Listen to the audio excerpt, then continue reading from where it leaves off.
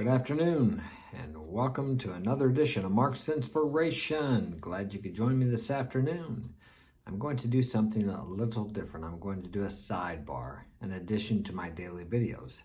I'm going to read the first book I wrote because many people have read it and they told me to help them, and it was really a good read, although I've never read through it.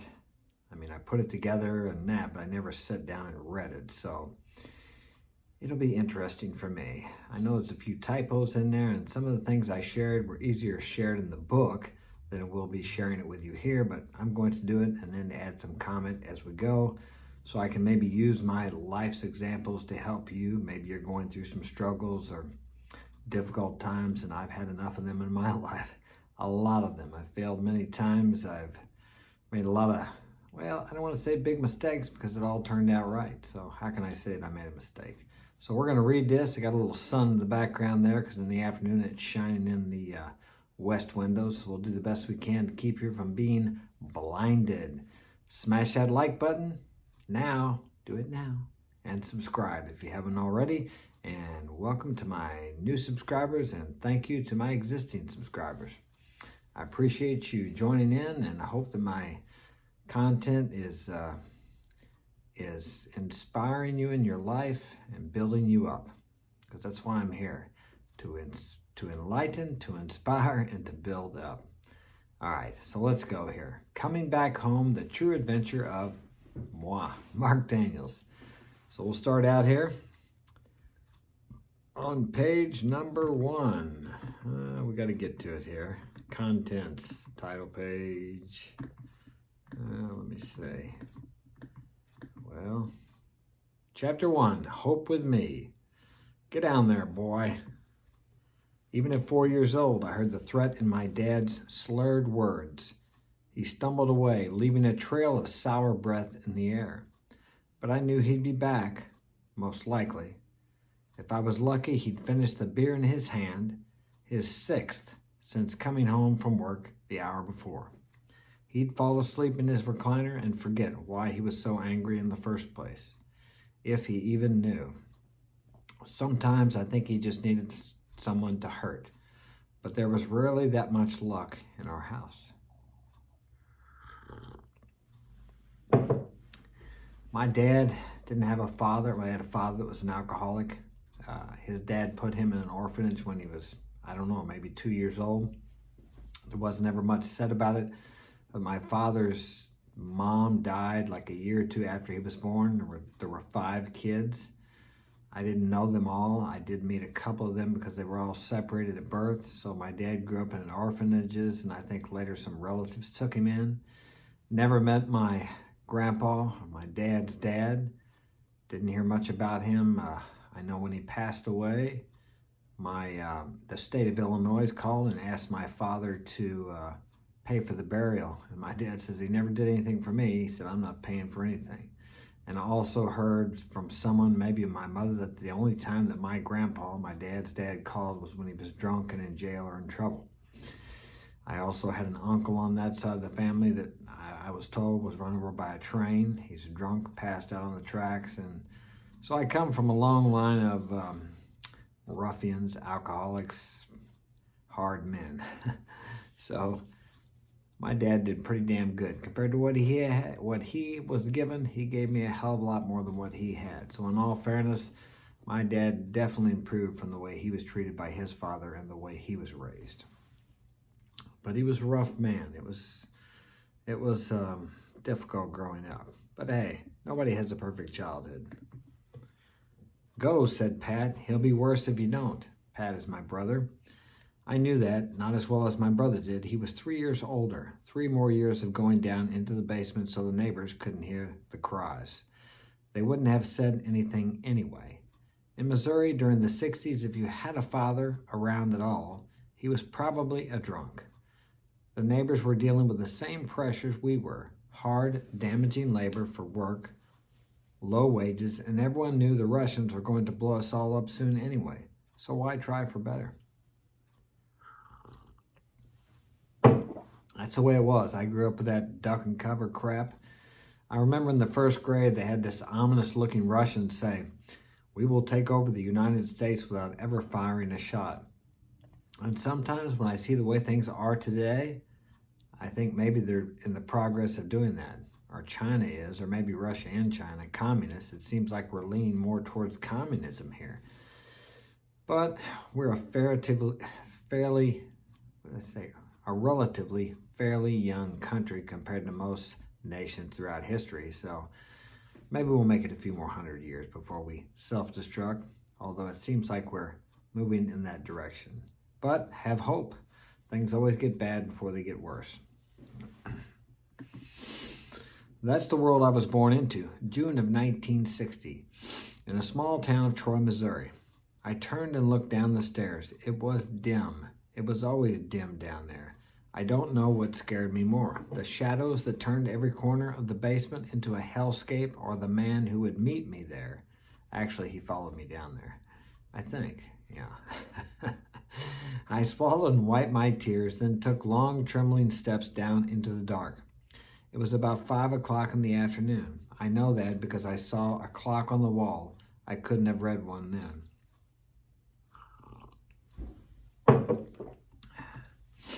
Anyway, I hadn't even started school. I knew it was 5 because that was about the time this always happened. My dad would get home from work at 4, and he would either be mad at who knows what, or he wouldn't be. We never knew why. I know why now, because of the way he's raised. He probably had all that pent-up anger, and many things happened to my father in life that back then they didn't know how to deal with it, how to get it out, how to express it. So everyone just stuffed crap down. That's how they did it. They just didn't deal with it. They lived with it. Wars, he was in 2 wars. We'll go on to talk about that. He would go to the fridge and grab a beer and start his nightly ritual. My brother and I would do our best to stay out of his way and hope he didn't call us. But we knew we had to stay in range. It would only be worse if we didn't. Over the next hour, he would either drink himself into a stupor or he wouldn't. That hour decided our night. At 5 o'clock, we would either still be in our room trying to be quiet or outside trying to play. Or we would be in the basement trying not to scream. Screaming was weakness, and weakness in his children was one thing that my father couldn't tolerate. Looking back now with all the years behind me, this is my first memory of being whipped, and it's one that stands out the most vivid in my mind. I know this wasn't the first time I had visited that basement with my father. Not by a long shot. I'm sure as soon as I was able to walk, he had me toddling down those steps. But it's the first time what happened down there really struck with me. Before that, the memories and feelings are just blurred colors and emotions. Fear, pain, red, orange, darkness, others. But this time, I remember everything. A half window on the rough brick wall of the basement washed the dusty space in just enough light to make every shadow more terrifying than if there was no light at all. Just enough light that as I trudged to the center of the room to await my doom, something glimmered from one corner of the room. A box of some kind, but something was odd about it. I heard my father's footsteps above me and saw the dust filter down from the exposed plank wood floor above. That was good news. The bathroom was that way, and the kitchen. Maybe he had finished his 6th and was making room for the 7th. I turned back to the glimmer in the corner, my eyes adjusting. I saw that it was a glass box with a wooden base and something inside. Even fear couldn't hold back my child's curiosity. I approached one careful step after another. Toys! My eyes shot wide, and everything around me disappeared. I sat down beside this treasure, excited, distracted from the reason I was down there in the first place. There were toy cars, painted, made of metal, with wheels that looked like they must have been real rubber. A far cry from the few cheap plastic toys my brother and I had. The box was heavy. I turned it in every direction looking for a way in, but there was no lid. What kind of box had no lid? I didn't understand. Toys existed to be played with, but these could only be looked at. I heaved my little body against the box, hoping its bottom would reveal some strange access, but it was too heavy. I could only lift it a few inches from the floor before the smooth glass frame slipped from my grip, and the box's heavy base fell back into its resting place with a great clatter. Metal clanged against glass, and the concrete floor of the basement sent loud echoes back up the stairs, screaming what I had done. I froze, each breath punctuated by my rapid heartbeat. Then it came, first the footsteps fast across the floor above, then the call. "Boy, what are you into?" "Run," I heard enforced whisper from the top of the steps and saw my brother's head disappear from the opening. My father came tumbling down the steps soon after and stopped at the bottom. I saw his eyes suddenly sober and then change to rage. I have to stay out of the sun here. It's going to blind you guys. "Get away from that, you. Go!" I ran for the stairs, hoping I had somehow dodged tonight's punishment. But he grabbed me by the arm and glared down at me with a scorn I never seen him equal since. He ripped his belt from his worn work pants and striped me with it. I don't know how many times he hit me, only that I had to sleep on my stomach that night. The next morning, no words were said over breakfast, and when he left for work, I went back down the basement to find the box was gone. I never saw it again, and he never spoke of it. That box was a box, well, I'll probably tell it later in the book, but it was a box of my half-brother that I didn't know that I had, who had passed away before I was born from my father's previous marriage. I'm sure I tell about that in the book. As I said, I've never read the book, I just wrote it. Many years later, I learned that the toys, here we go, had belonged to another boy, a boy that I had never met and never would. That's how I learned my father had been married before my mother and that I had a half-brother. He never spoke of him. I don't tell you that story hoping you'll hate my father. I did enough of that throughout my life for both of us. I love my father, I can say that now. The truth is, I always did, even if I thought I didn't, even if I had told him as much, even if I wanted not to, I loved him.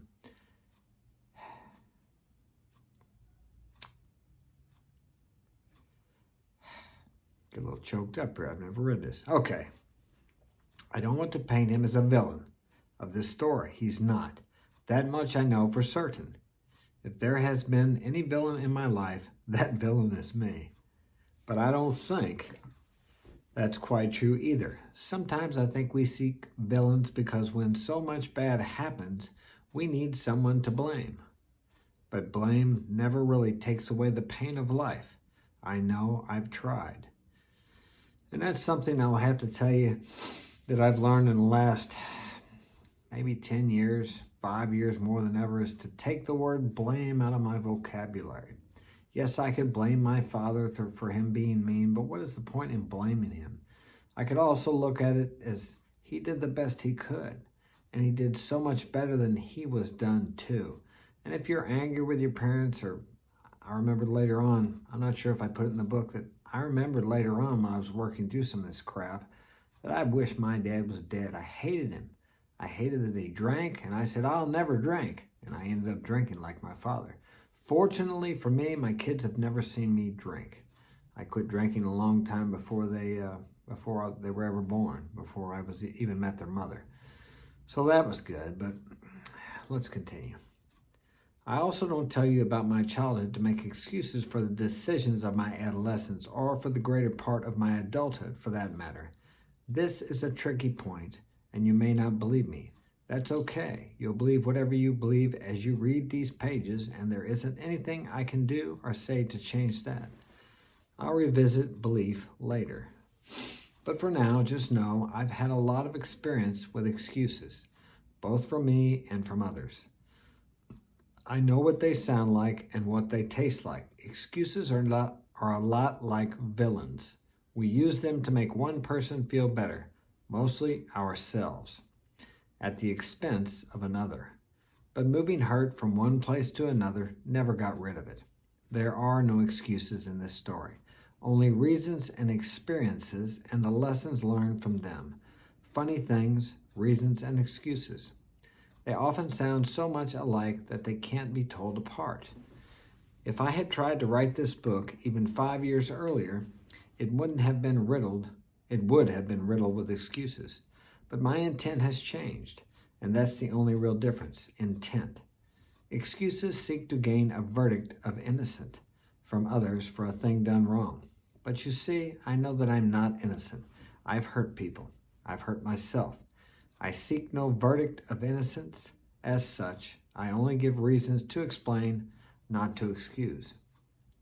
But now, as I write this, after 6 decades of decisions and the consequences that come with them, I also seek to share something more than stories and the reasons for them.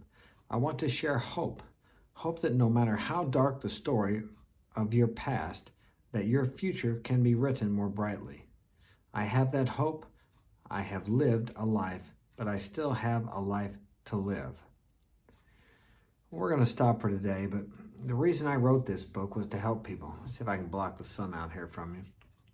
I usually don't video in the afternoon, but I was told many years before I wrote this book, I did a lot of speaking engagements, and I've told my story to share it and help other people, and many times people would tell me I should have wrote a book, my life should be a movie, etc. So I finally decided to write the book, and I wrote it, as I said, with the intent to help others.